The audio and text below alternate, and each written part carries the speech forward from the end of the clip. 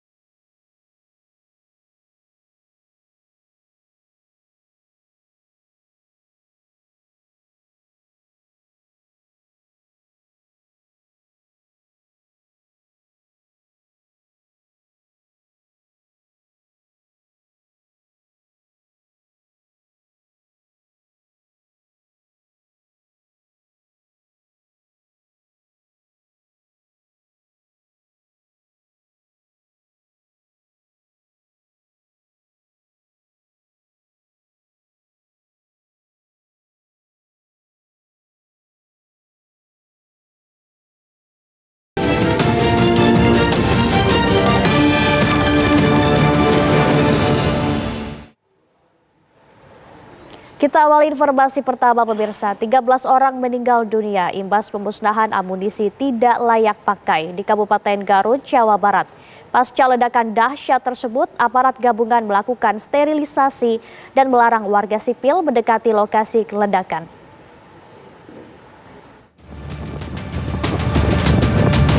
Pemusnahan amunisi dilakukan di Desa Sagara, Kecamatan Cibalong, Garut pada Senin pagi. Pemusnahan amunisi tersebut merupakan bagian dari kegiatan rutin TNI untuk menyingkirkan bahan peledak yang telah melewati masa pakainya. Kegiatan ini dilaksanakan di lokasi yang dianggap aman dan jauh dari permukiman warga. Namun, insiden tragis justru mengundang duka mendalam bagi masyarakat sekitar. Dari kejadian ini, 13 orang meninggal dunia, 4 orang dari unsur TNI, dan 9 orang warga sekitar. Seluruh korban saat ini sudah berada di rumah sakit. Kepala Dinas Penerangan TNI Angkatan Darat memastikan, sebelum pemusnahan amunisi tidak layak pakai dilakukan, kondisi di lapangan telah aman. Pemusnahan tersebut dilaksanakan oleh jajaran Gudang Pusat Munisi 3, Pusat Peralatan TNI Angkatan Darat. Pada awal kegiatan, secara prosedur telah dilaksanakan pengecekan terhadap personil maupun yang berkaitan dengan lokasi peledakan dan semuanya dinyatakan dalam keadaan aman. Selanjutnya, tim penyusun amunisi melakukan persiapan pemusnahan di dalam 2 lubang sumur yang disiapkan. Setelah seluruh tim pengamanan masuk ke pos masing-masing untuk melaksanakan pengamanan dan setelah dinyatakan aman, kemudian dilakukan peledakan di 2 sumur yang ditempati oleh munisi akhir tersebut untuk dihancurkan. Dan peledakan di 2 sumur ini berjalan dengan sempurna dalam kondisi aman. Sedangkan di luar 2 sumur ini disiapkan 1 lubang yang peruntukannya adalah untuk menghancurkan detonator yang selesai digunakan dalam penghancuran 2 sumur sebelumnya, masuk sisa detonator yang ada berkaitan dengan munisi akhir tersebut. Saat tim penyusun munisi menyusun detonator di dalam lubang tersebut, secara tiba-tiba terjadi ledakan dari dalam lubang yang mengakibatkan 13 orang meninggal dunia. Pasca ledakan hebat yang merenggut 13 korban jiwa, aparat gabungan melakukan sterilisasi dan melarang warga sipil mendekati lokasi ledakan. Terlihat lalu lalang kendaraan TNI yang masuk untuk melakukan identifikasi pasca ledakan. Sementara para korban meninggal masih berada di kamar jenazah RSUD Pamengpeuk Garut guna kepentingan identifikasi. Dari Garut, Jawa Barat, Taufik Hidayah, TV One mengabarkan. Keluarga korban ledakan amunisi kadaluarsa di Garut, Jawa Barat hingga Senin malam terus berdatangan ke kamar jenazah RSUD Pamengpeuk Garut.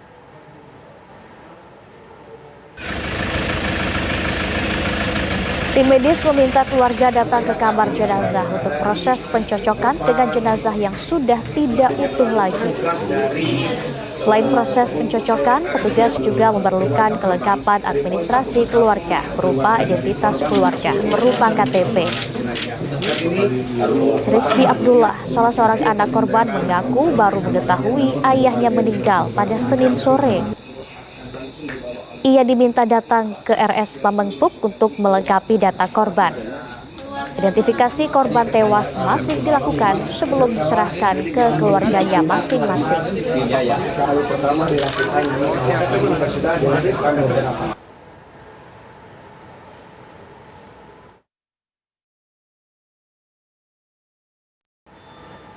Pemirsa, untuk memperbarui informasi, ya ini berdasarkan informasi dari Kapuspen TNI, pemirsa, dan kami akan memperbarui informasi pasca insiden pemusnahan amunisi di Desa Sagara, Cibalong, Garut, Jawa Barat yang merenggut 13 korban jiwa. Kita akan bergabung dengan rekan Taufik Hidayah di RSUD Pamengpeuk, Garut, Jawa Barat.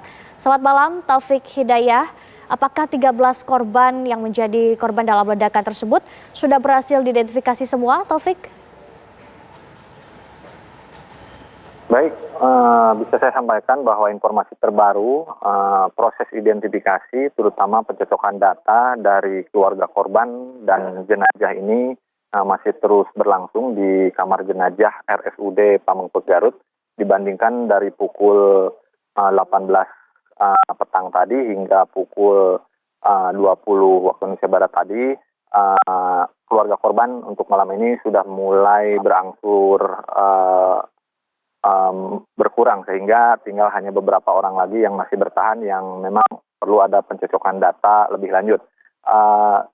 Tadi sore sendiri banyak keluarga korban yang datang ke kamar jenazah memang karena diminta identitas termasuk untuk mengenali jenazah keluarga korban terutama di pada korban warga sipil yang memang 9 orang kebanyakan atau mayoritas mengalami kerusakan pada organ tubuh sehingga akan sulit dikenali. Namun tadi menurut pihak Rumah Sakit Pamengpeuk bahwa ke-13 terutama yang 9 warga sipil sudah dikenali termasuk dari 4 personil TNI yang identitasnya seluruhnya sudah lengkap sehingga tadi di lokasi pasca terjadinya ledakan petugas hanya melakukan sterilisasi dan melakukan pendinginan dengan diterjunkannya bantuan dari Dinas Pemadam Kebakaran untuk proses pendinginan lokasi karena memang lokasi ledakan tersebut atau pemusnahan amunisi kadaluarsa tersebut kondisinya masih panas sehingga perlu disiram oleh petugas pemadam kebakaran. Demikian. Kami juga ingin tahu seperti apa kronologi di lokasi kejadian ketika kejadian ini terjadi. Seperti apa kronologinya, Taufik? Baik, untuk kronologi kejadian memang proses pemusnahan amunisi kadaluarsa atau yang sudah tidak terpakai seperti biasa dilakukan pada tahun-tahun setiap tahun maksudnya di lokasi yang sama di mana amunisi-amunisi yang sudah tidak terpakai terutama batas waktunya sudah habis, maka akan dimusnahkan di lokasi di sebuah ladang di Desa Sagara, Kecamatan Cibalong. Tadi pukul 9 pagi, pemusnahan amunisi tersebut berjalan normal awalnya, namun secara tiba-tiba sekitar pukul 9.30 pagi ada ledakan kedua yang memang kondisinya berdekatan dengan warga sipil yang memang informasinya diperbantukan untuk aparat TNI yang sedang melakukan proses pemusnahan tersebut. Sehingga ledakan kedua tersebut ada kemungkinan dampak dari sisa-sisa amunisi yang memang belum meledak seperti itu. Hingga pukul 11 siang, karena memang lokasi pemusnahan tersebut jauh dari pemukiman, informasi baru dikirimkan ke satuan lebih atas, sehingga pada pukul 12 siang tadi petugas dari berbagai pihak mulai datang ke lokasi hingga melakukan evakuasi sesegera mungkin, terutama korban yang sudah dalam kondisi tidak utuh dan dalam kondisi meninggal dunia. Namun kabarnya ada satu korban selamat, namun saat ini saya belum terkonfirmasi siapa yang menjadi korban selamat tersebut. Demikian. Baik, berarti dari informasi yang Anda dapatkan, memang warga sipil yang menjadi korban ini diperbantukan atau dipekerjakan di sana. Namun seperti yang kita ketahui, ini seharusnya di area tempat pemusnahan amunisi tidak ada warga sipil. Apakah Anda mendapatkan penjelasan dari pihak berwenang di sana, Taufik? Untuk penjelasan, terutama klarifikasi dari pihak yang bertanggung jawab, terutama dari TNI, memang dilakukan oleh Kapuspen Mabes TNI tadi siang. Nah, di sini di lokasi, terutama di Rumah Sakit Mamempek, tadi hanya para keluarga korban yang menyatakan korban yang meninggal ini sudah terbiasa menjadi seolah relawan anggota yang melakukan proses pemusnahan amunisi kadaluarsa ini. Dari 3 orang keluarga korban mengaku mereka kerap diperbantukan untuk memenuhi atau menyokong segala kebutuhan proses pemusnahan. Namun apesnya memang pada hari ini mereka harus meninggal dunia karena ledakan yang memang tidak diharapkan oleh siapapun. Demikian. Baik, tentunya kita turut prihatin dan turut berduka cita atas insiden ini. Terima kasih Taufik atas laporan Anda. Selamat bertugas kembali.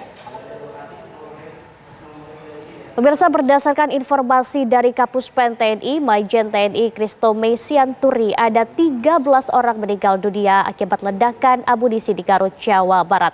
4 orang dari pihak TNI dan 9 orang dari pihak warga. Berikut nama-nama korban meninggal dunia.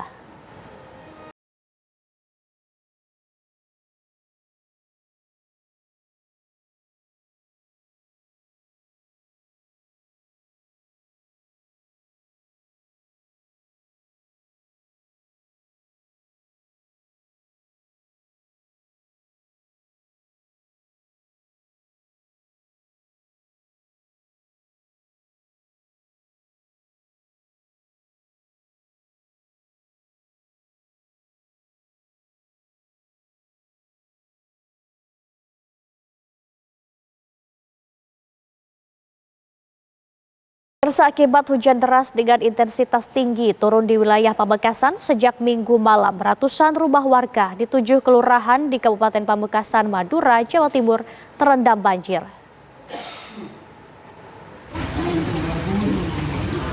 Banjir terjadi akibat curah hujan tinggi sejak Minggu malam hingga Senin dini hari, sehingga arus air di aliran sungai Semajit dan Kali Jombang meluap menggenangi ratusan rumah warga setempat yang berada di pinggir aliran sungai. Ratusan rumah yang terdampak banjir ini terjadi di 6 kelurahan dan 1 desa.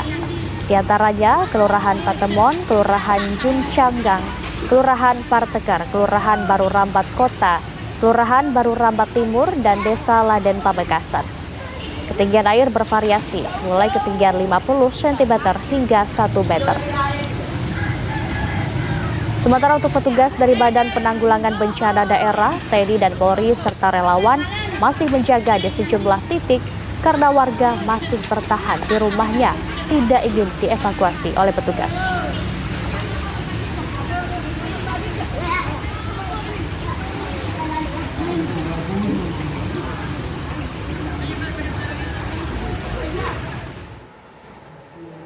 Seorang oknum polisi lalu lintas yang melakukan tilang kepada pengendara motor diduga meminta ditransfer sejumlah uang untuk biaya tilang.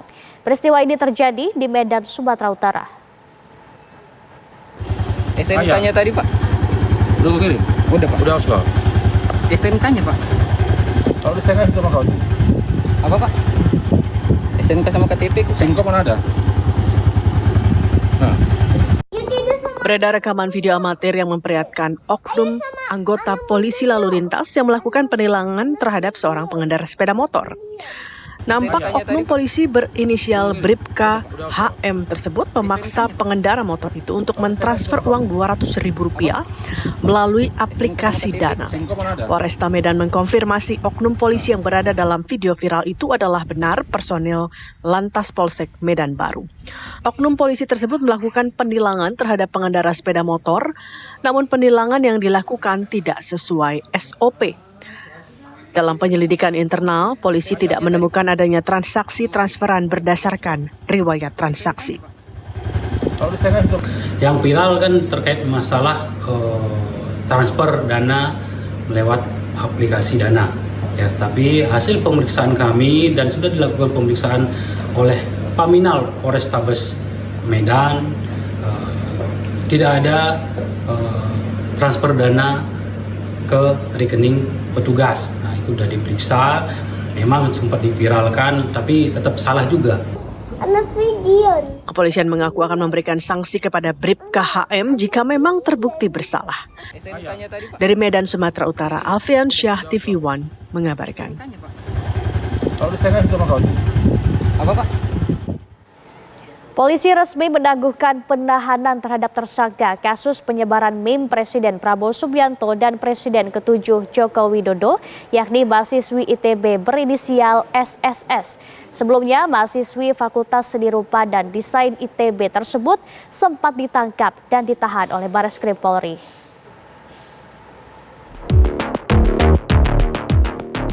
Bareskrim Polri resmi menangguhkan penahanan SSS, mahasiswi Fakultas Seni Rupa dan Desain ITB yang menjadi tersangka kasus penyebaran meme Presiden Prabowo Subianto dan Presiden ke-7 Joko Widodo.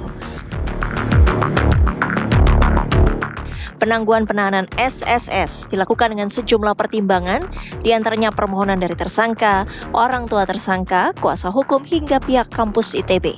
Penyidik berdasarkan kewenangan telah memberikan atau melakukan penangguhan penahanan terhadap tersangka. Penangguhan penahanan ini diberikan oleh penyidik tentunya mendasari yaitu pada permohonan dari tersangka melalui penasehat hukumnya ya, serta dari orang tuanya.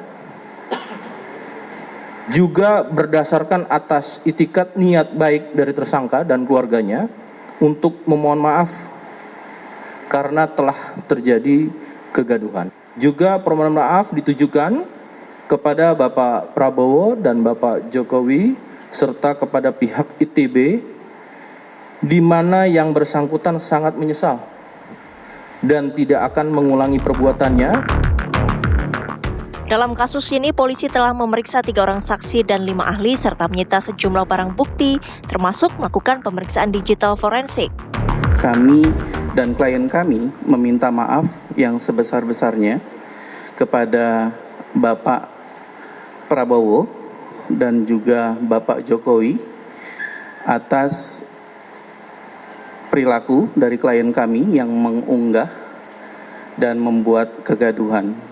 Yang kedua, kami berterima kasih yang sebesar-besarnya kepada Presiden Bapak Prabowo Subianto dan mantan Presiden Bapak Joko Widodo, dan sekaligus berterima kasih yang sebesar-besarnya kepada Bapak Kapolri Republik Indonesia yang sudah memberikan pengkabulan mengenai permohonan penangguhan penahanan.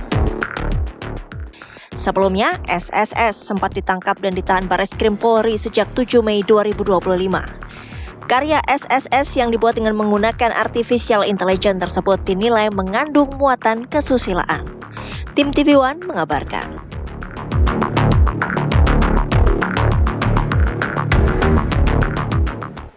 SSS, mahasiswi Institut Teknologi Bandung yang membuat meme Presiden Prabowo Subianto dan Presiden ke-7 Joko Widodo dengan muatan asusila, sempat diamankan dan ditahan Bareskrim Polri sejak 6 Mei 2025 lalu.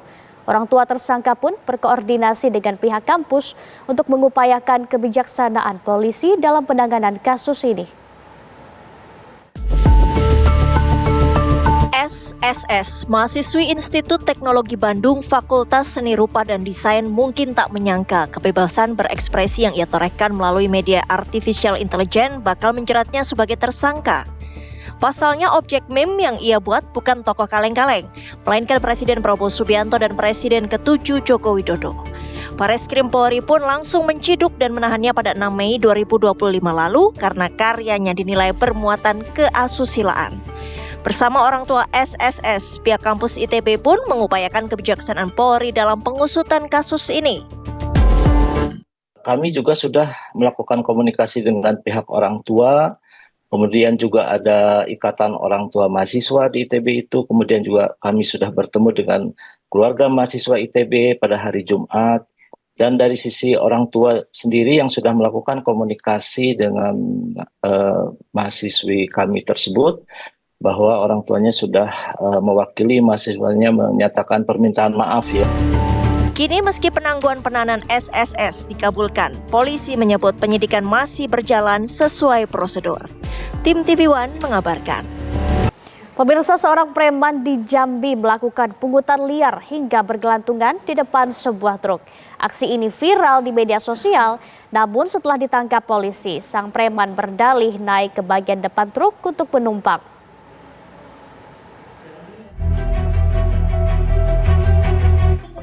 Detik-detik seorang preman diduga pelaku pungli bergantung di bagian depan truk terekam video amatir dan viral di media sosial. Aksi nekat preman itu terjadi di Jalan Lintas Sorolangun, Jambi. Merasa kesal dan tak terima dipalak, sopir truk akhirnya memilih tancap gas sehingga sang preman panik berteriak-teriak dan memohon agar truk dihentikan. Usai viral, petugas langsung menangkap pelaku yang diketahui bernama Ibrahim, warga desa Rengkeling. Direktur Reskrimum Polda Jambi, Kombes Manang Subeti, menjelaskan pelaku merupakan preman yang sering memeras supir truk. Bisa kita amankan seorang laki-laki yang bernama Ibrahim. Ini memang dia preman, ya, preman yang memang suka melakukan pungutan terhadap supir-supir truk yang ada melintas di wilayah tersebut.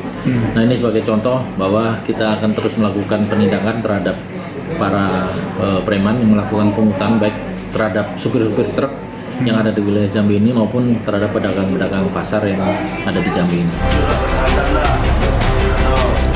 Saat diperiksa petugas, Ibrahim berdalih naik ke truk untuk menumpang ke toko, namun tidak diperbolehkan supir. Saya numpang, Pak. Numpang dari mana? Dari jembatan nak ke toko, Pak. Yo. Berapa kau minta duit ke supir lu? 2.000 ya, Pak. 2.000 dikasih 2.000. Dikasih, Pak. Habis itu kau panjat mobilnya? Saya numpang nak ke toko, Pak. Dikasih mobilnya? Yo, Pak.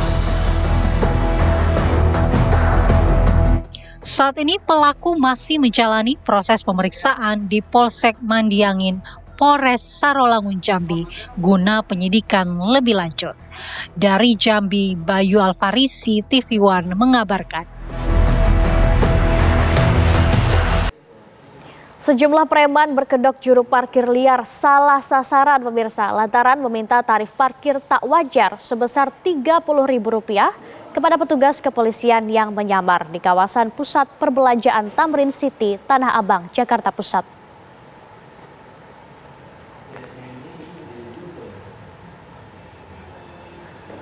Jukir liar berambut gondrong ini tak menyangka jika pengemudi mobil yang dimintai uang untuk jasa parkir adalah petugas kepolisian yang sedang menyamar.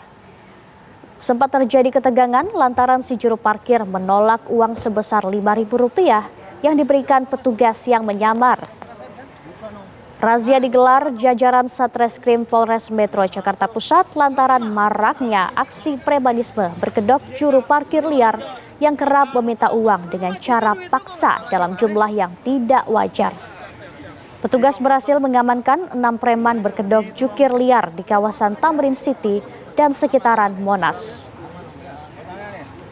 BTW mau ambil KTP saya. Udah aja di dalam. Bro.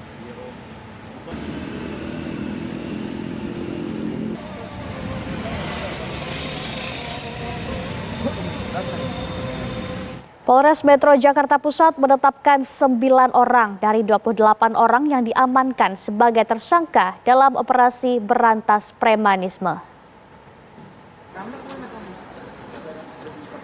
Kesembilan tersangka dijerat pasal pemerasan dan dengan kekerasan. Modus yang digunakan sebagian besar meminta uang dengan memaksa masyarakat yang akan parkir. Selain menetapkan 9 tersangka, Polres Metro Jakarta Pusat beserta 8 polsek di wilayah hukum Polres Jakpus juga melakukan penertiban bendera-bendera dan spanduk ormas yang dipasang secara ilegal. Penertiban dilakukan bersama Satpol PP dan TNI.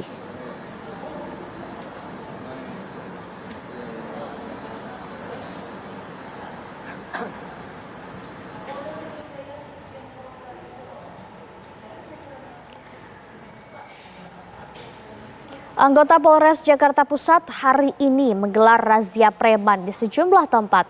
Untuk mengetahui informasi terbaru mengenai operasi tersebut, kita terhubung dengan reporter TV One Shena Damayana. Shena, sasaran razia hari ini di wilayah mana saja? Ya pemirsa, betul sekali Polres Metro Jakarta Pusat menggelar operasi razia premanisme pada hari ini, di mana jika tadi ditanyakan lokasinya di mana saja, ini sebenarnya ada 3, yaitu di MH Tamrin, di Monas atau Monumen Nasional, dan juga yang terakhir ada di Tanah Abang pemirsa. Di sore hari tadi, Wakapolres Jakarta Pusat pun telah memberikan konferensi pers pemirsa atas penangkapan ini, di mana pihak kepolisian ini telah mengamankan 28 orang yang dimana 9 diantaranya merupakan tersangka dari aksi premanisme yang terjadi. Dan ia juga menjelaskan bahwa 9 tersangka ini dijerat hukum pidana dan juga hukum kurungan selama 9 tahun penjara. Tadi juga pihak kepolisian menjelaskan kronologi di mana ada beberapa pihak yang melakukan pemerasan ini dengan mengatasnamakan organisasi masyarakat atau ormas, yang dimana kita mengetahui bahwa razia ini juga sambil menertibkan bendera-bendera organisasi masyarakat yang tertanam secara ilegal di sekitaran Jakarta Pusat tentunya.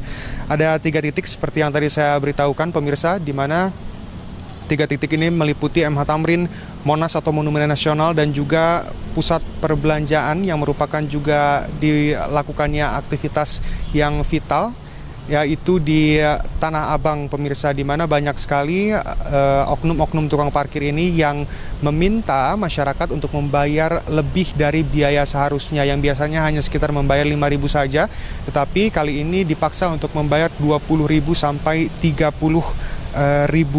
rupiah. Dan pihak kepolisian terkhusus untuk di Polres Metro Jakarta Pusat ini telah mengamankan barang bukti sebanyak 900.000 rupiah dari pengumpulan hasil tindak premanisme yang terjadi di 3 tempat yang tadi saya sebutkan. Pihak kepolisian juga menghimbau kepada Anda masyarakat pemirsa terkhusus yang berada di Jakarta Pusat untuk tidak takut melaporkan ketika dirasa adanya tindakan premanisme yang terjadi, apalagi berkedok tukang parkir yang meminta biaya parkir lebih dari semestinya. Harusnya 5.000, tapi ini melonjak beberapa kali lipat menjadi 20.000 sampai 30.000.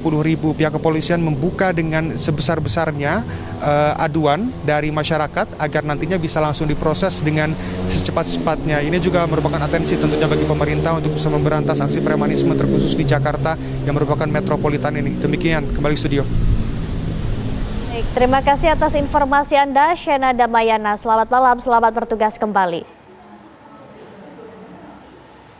Pemirsa, jajaran kepolisian di sejumlah daerah menggelar razia dan operasi untuk memberantas aksi premanisme sebagaimana yang diperintahkan Kapolri. Puluhan preman dan geng motor ditangkap Polresta Bandung yang kerap mengganggu masyarakat. Patroli dan operasi premanisme juga digelar Polres Sumedang dan Polres Metro Tangerang.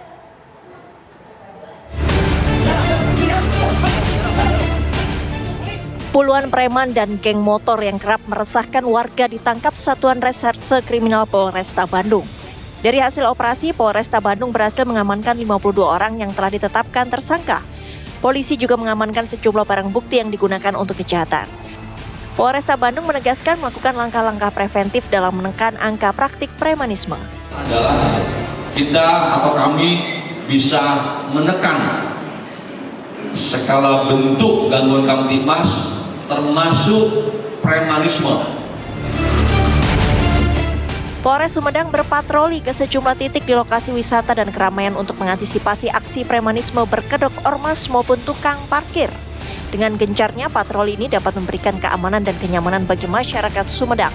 Tempat-tempat masyarakat berkumpul untuk memastikan bahwa masyarakat dapat menikmati liburan dengan aman tanpa ada gangguan dari pihak manapun, terutama dari pelaku premanisme. Kepolisian Metro Tangerang, Banten menangkap puluhan preman yang meresahkan di sejumlah titik di tempat keramaian, diantaranya pusat kuliner Pasar Lama, Taman Elektrik Kota Tangerang. Kombes Pol Zen Dwi Nugroho, Kapolres Metro Tangerang mengatakan tidak ada ruang bagi premanisme. Kami beberapa hari ini mendapatkan laporan dari masyarakat tentang keresahan adanya segelintir orang maupun oknum dari ormas ya. Masyarakat diimbau untuk tidak takut dan segera melaporkan kepada pihak kepolisian apabila mengalami tindakan premanisme. Tim TV One mengabarkan. Pemirsa, ribuan umat Buddha mengikuti kirap menuju Candi Agung Borobudur. Api Dharma dan air suci Waisak dikirap dengan diikuti ribuan umat dari Candi Mendut menuju Candi Borobudur guna sarana puja bakti detik-detik Waisak 2569 Buddhis era.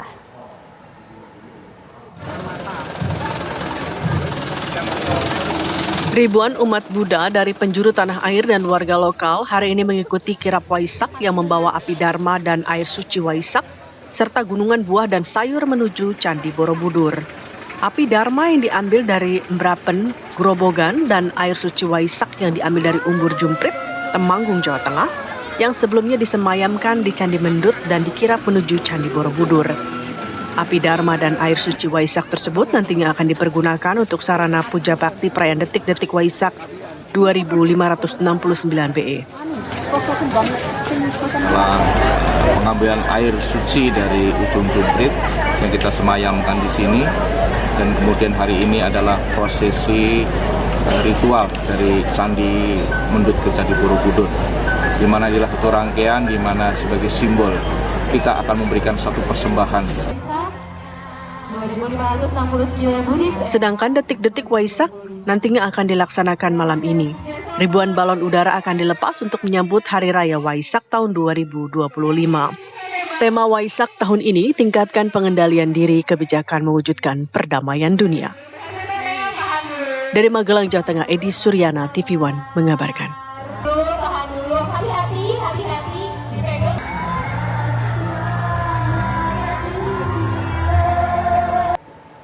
Pemirsa, libur panjang Waisak 2025 banyak dimanfaatkan masyarakat untuk berwisata. Nah, salah satu wisata teranyar di Kota Bandung yaitu Lembur Katumbiri ramai diserbu wisatawan.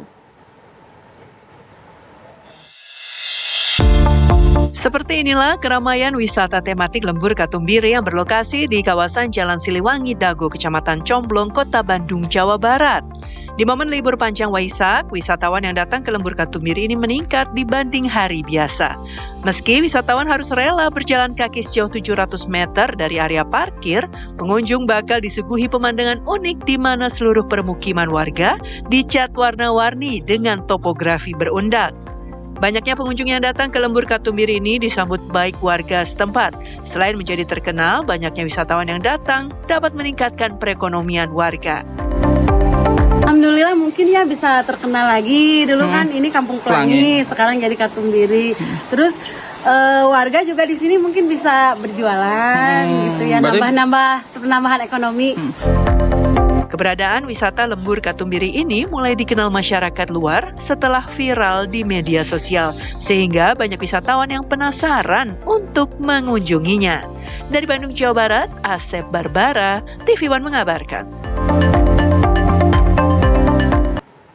Kita ke informasi lain pemirsa, Presiden Prabowo Subianto membeli sapi untuk kurban dari peternak di Dusun Mangunrejo, Desa Pranggang, Kecamatan Ploso, Klaten, Kabupaten Kediri, Jawa Timur.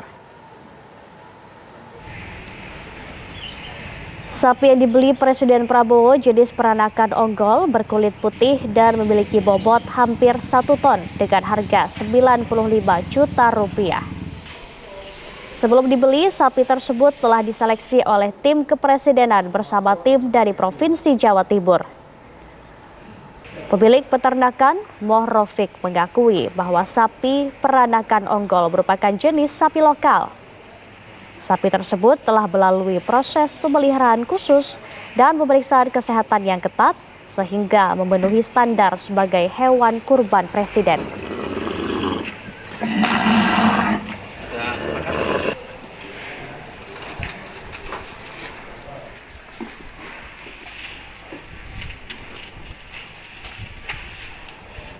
Sekretaris Kabinet Seskap Teddy Indrawijaya bertemu Duta Besar Persemakmuran Australia atau LBBP, Mr. Roderick Bruce Brazier di kantor Sekretariat Kabinet hari ini. Agenda pertemuan antara Seskap Teddy Indrawijaya dengan Mr. Roderick Bruce Brazier mengenai rencana kunjungan kenegaraan Perdana Menteri Australia Anthony Albanese ke Indonesia Kamis 15 Mei 2025. Kunjungan Albanese ke Indonesia untuk memenuhi agenda pertemuan kepemimpinan tahunan Indonesia-Australia.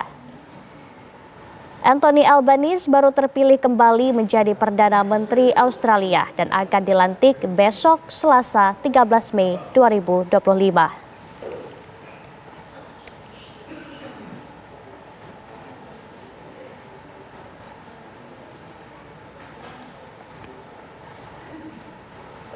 Akibat hujan deras dengan intensitas tinggi turun di wilayah Pamekasan sejak Minggu malam, ratusan rumah warga di 7 kelurahan di Kabupaten Pamekasan, Madura, Jawa Timur terendam banjir. Banjir terjadi akibat curah hujan tinggi sejak Minggu malam hingga Senin dini hari, sehingga arus air di aliran Sungai Semajid dan Kali Jombang meluap menggenangi ratusan rumah warga setempat yang berada di pinggir aliran sungai. Ratusan rumah yang terdampak banjir ini terjadi di 6 kelurahan dan 1 desa. Di antaranya Kelurahan Patemon, Kelurahan Jumcanggang, Kelurahan Parteker, Kelurahan Baru Rambat Kota, Kelurahan Baru Rambat Timur, dan Desa Laden Pamekasan.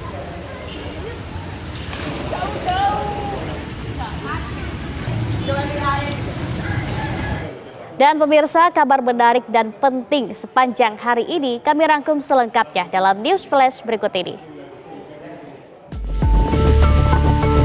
Pemusnahan amunisi dilakukan di Kecamatan Cibalong, Kabupaten Garut pada Senin pagi.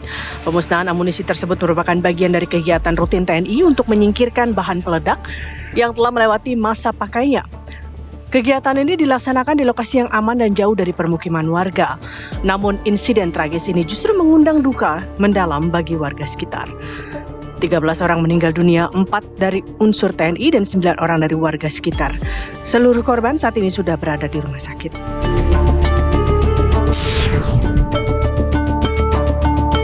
Sejumlah preman berkedok juru parkir liar salah sasaran lantaran meminta tarif parkir tak wajar sebesar Rp30.000 kepada petugas kepolisian yang menyamar di kawasan pusat perbelanjaan Tamrin City Tanah Abang, Jakarta Pusat. Razia digelar jajaran Satreskrim Polres Metro Jakarta Pusat lantaran maraknya aksi premanisme berkedok juru parkir liar yang kerap meminta uang dengan cara paksa dalam jumlah yang tak wajar. Petugas berhasil mengamankan 6 preman berkedok jukir liar di kawasan Tamrin City dan sekitar Monas.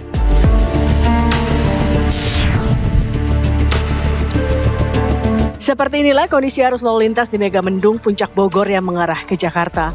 Arus kendaraan tujuan Puncak melalui jalur arteri ditutup di Jalan Raya Ciawi atau sekitar 500 meter menjelang Simpang Gadok. Sementara kendaraan arah Puncak Via tol Jagorawi di stop di kilometer 46 atau 2 km menjelang Simpang Gadok. Sebelumnya Senin pagi polisi memberlakukan satu arah menuju ke puncak, namun antrian kendaraan mulai berkurang dan para wisatawan sudah berada di Cianjur. Maka polisi memberlakukan satu arah menuju Jakarta. Tim TV One mengabarkan. Dan pemirsa, demikian usai sudah kebersamaan kita di kabar utama malam ini. Setelah ini Anda akan menyaksikan program Kabar Haji.